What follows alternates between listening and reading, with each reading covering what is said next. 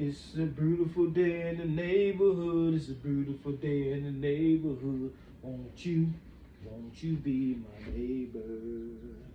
It's a beautiful day in the neighborhood. It's a beautiful day in the neighborhood. Won't you be my neighbor? It's a beautiful day in the neighborhood. It's a beautiful day in the neighborhood.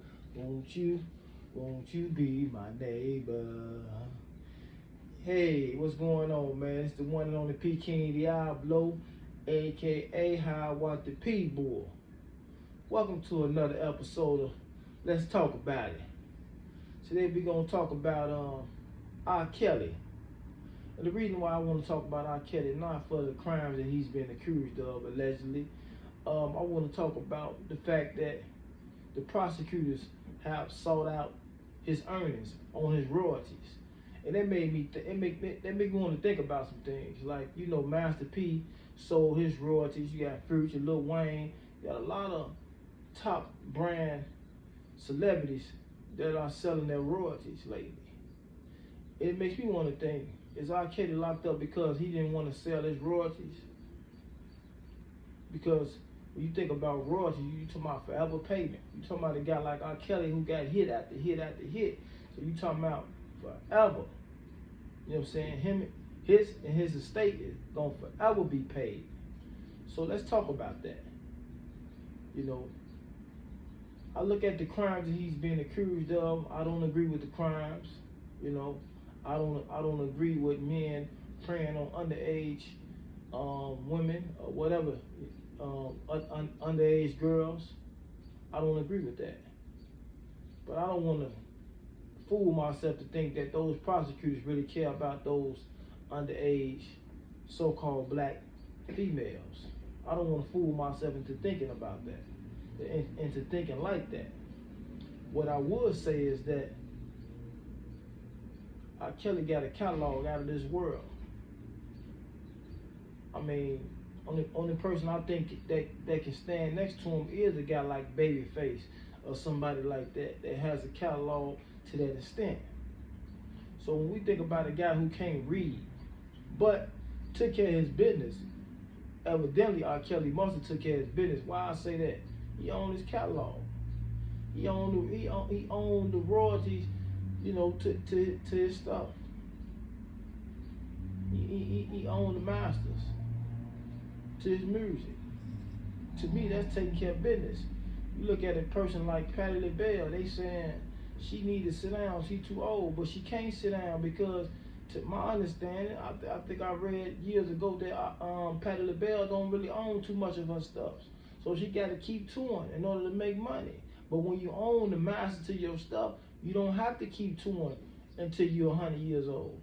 Why? Because every time they play your music on the radio, every time your music is played in the ad or anything to that nature, they owe you for it.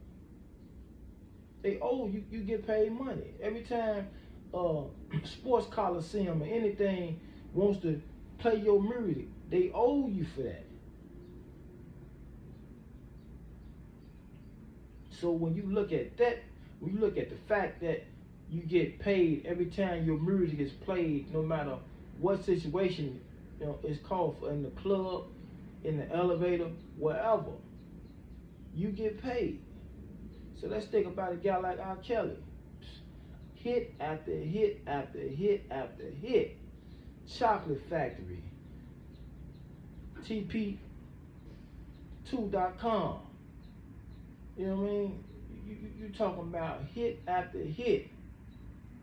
Bump and grind. R. Kelly in the public announcement, you talking about hit after hit after hit after hit. It's too much power. There's too much earning power for a man they say don't know how to read. So when you look at it, I think his weakness, they capitalized off of it.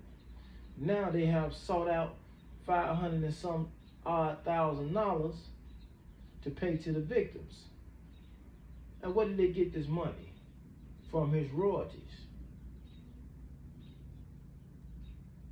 Anytime this man got earnings coming in, and that probably not the only earnings that he got coming in, But that's passive income. They want us to be workers. They don't want us to sit back and accumulate and be able to amass, earn income off of passive income. The average person got to get up off his ASS or her ASS and go get the money. But when you got passive income coming in, you get paid in your sleep. That's too much money. Think about you can think about a lot of groups. You can think about a lot of groups. Think about a lot of entertainers that died broke. They want you to be able to ball till you fall. Once you fall, they want to be able to get that money back and put it back in their coffers.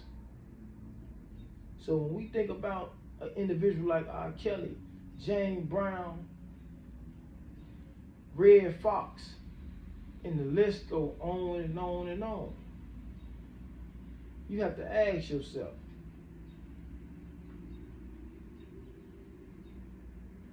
what did they have in common?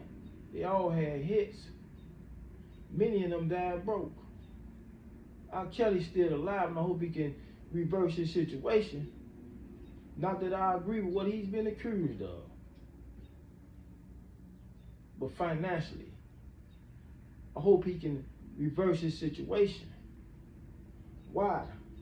Because I get tired of hearing about story after story after story, how we come in the game of show business, and we get money, and we live a comfortable life. Some of us live an outstanding life in show business. But many of our people die broke. Many of our people are destitute right now that are well-known celebrities. Many of our people have to get up and go entertain. Whether it's at a casino, whether it's at the House of Blues, or whatever venue you name. They have to get up and go get the money. Whether they be 60, 70, 80 years old, they have to constantly go get the money. Why? Because they don't own their masters. Someone else and their children are collecting royalties. Kanye West tried to tell us. We all want to look at the fact that he said slavery was a choice. But if I'm a human being and you're a human being and I'm allowing you to oppress me, then that's definitely a choice. That's a choice. They tell us when we're young, you got to fight the bully back. You got to fight the bully back. If you don't fight the bully back, guess what? He or she will not stop bullying you. Once you start to fight back, you'll live a peaceful life. Peace come after revolution. And I don't mean revolution in the sense of, what we seen in the 60s, but I'm just basically saying after you fight back in any shape, form, or fashion, that's when you start to gain your respect. We got to stop living at the bottom. Look at our society, we are comfortable living at the bottom. We're comfortable oppressing and fighting one another. That keeps us down. We're comfortable being down. We all want to yell, we from the hood. We all want to boast and brag, we from the most downtrodden, we from the murder capital. Whether you be from Chicago, DC, Arkansas, New York, Memphis, Mississippi, wherever. We all want to brag about our hoods. We're bragging about our demise. Let's get up out the hood. I'm not talking about as far as get up out of your neighborhood. Let's turn your neighborhood into something bigger than the hood. Let's turn it into something that's upscale. Let's stop being comfortable at the bottom. Let's take our mind somewhere where we can turn our environment to something that's upscale. Let's stop being comfortable at the bottom. It's been real. It's the one and only P. King Diablo, aka High Watt the P Bull. And guess what? I'm out. One.